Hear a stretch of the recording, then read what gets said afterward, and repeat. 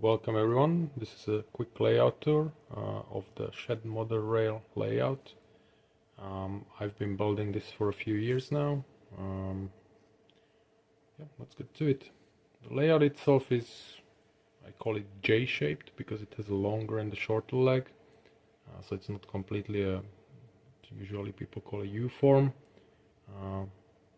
It is a semi shelf layout because it has a long main line or branch line section, and then you have a few sections going out of it for switching. We start the tour at the engine facility, which is scratch built. It has an engine management or engine repair facility with refueling and sending station, then small warehouse building. Right in front of it I have what I call a general storage facility, also scratch built. There are some Aurora miniatures boxcar sitting in front of it, and yeah, this is the most problematic part of the whole layout because of the lack of space. It doesn't really allow for switching, so if you have the cars back there and you bring in new cars, you really don't have anywhere to move them. So I'm thinking about maybe doing an extension further into the room so I can actually use this section correctly. The background, which usually steals the show when I do some movies, comes from Train Junkies. It is a long 9 meter, that's 27 feet approximately, continuous print background. You have a few more scratch built buildings made of wood and cardboard and detailed. These are farm buildings because we are coming to the next section, which is the grain elevator, which I also scratch built. Of course the bins are Walters ones. Well, it's not much to say there. I'll try to show you the front with some cars. Those are Intermountain and Walters cars.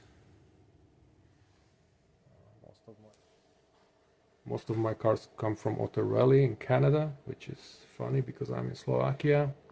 So they usually travel about 6 weeks till they get here, but still the cheapest way to get them. Funny enough, these days. The next section is what I like to call a sawmill. It is processing wood, as you can see. Still a lot of it missing. Also everything scratch built with some water cars sitting in front of them. And then we come to the main section, which is the ethanol plant, which is supplied by the grain elevator with grain to produce ethanol. Yeah, it has a holding yard in front of it, quite small, due to lack of space. And then you have the actual tracks which supply on this side the plant with grain, and on the other side, on the other track, is to take out or load the ethanol into tank cars. Everything again scratch built, apart from maybe the grain bin and the elevator here, which is Walters and Riggs products. The rest is everything self-made, scratch built. These pipe racks are scratch built from evergreen plastic mostly. I'm also using some German parts for it. And I originally built this for a steel mill plant in Enscale, which I then didn't build in the end because I just thought it would be too large and not really accessible. The whole layout, or at least this part, is about 4 feet deep. That's why you have most of the buildings in the back, because you wouldn't reach them anyway.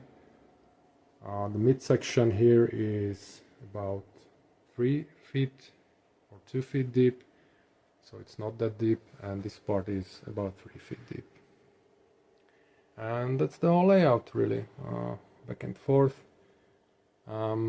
There are things which I would have done better probably, and there are things which I really like. I think the most successful part is the ethanol plant, which I get a lot of very nice feedback on. Track is Pico, code 55. Most of my rolling stock is Intermountain, as I said, although I have some other cars ordered. And until now I only have 2 locomotives, one Atlas GP40 in Guilford paint scheme. And here is the other one, which is Walters Mainline ES44HC. Thanks for watching.